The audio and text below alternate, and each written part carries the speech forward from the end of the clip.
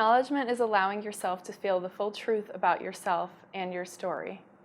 Humans will sometimes develop coping mechanisms to distract ourselves from acknowledging what happened because we don't like to feel uncomfortable feelings such as sadness, anger, hurt, or shame.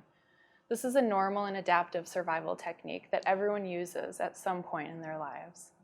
It's a temporary cover-up to get through the hardest parts of abuse or trauma. When we're not in danger anymore, we don't need to use this cover-up, but it can be difficult to trust ourselves enough to look closely at the truth of the situation. When we stop running from our fears and turn around to look at them, we regain power and control over the situation. An analogy that I like to use for acknowledgement is a medical procedure. Imagine that one day I fell down and got a big splinter lodged in my skin. I washed the wound and maybe even thought the splinter was gone and wanted to move on with my life. But weeks later, I noticed that the exact area of the wound is red and swollen, clear signs of an infection from the splinter still lodged in my skin. By then, my skin would have already healed over the infection, so it's more difficult to remove. I have the choice here to acknowledge the truth of the situation or not. If I choose to cover or hide from the truth, I may take medication and distract myself to avoid feeling the pain and having to do the work that it'll take to heal.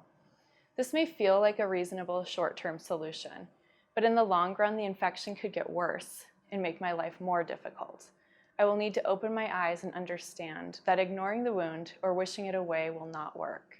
The only way to progress is to move through it.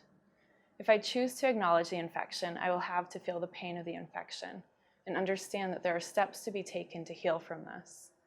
This will likely involve a small surgical incision, and the process may cause temporary discomfort. The next steps may not be easy, but they will pay off in the end. Healing from emotional trauma is very similar. Sometimes things may feel worse as we begin to acknowledge our pains and losses. But like the surgical procedure, we come out of it in a better place than when we started. Without the strategy of acknowledgement, we can get stuck in suffering without understanding it or seeing that there is a safe way out.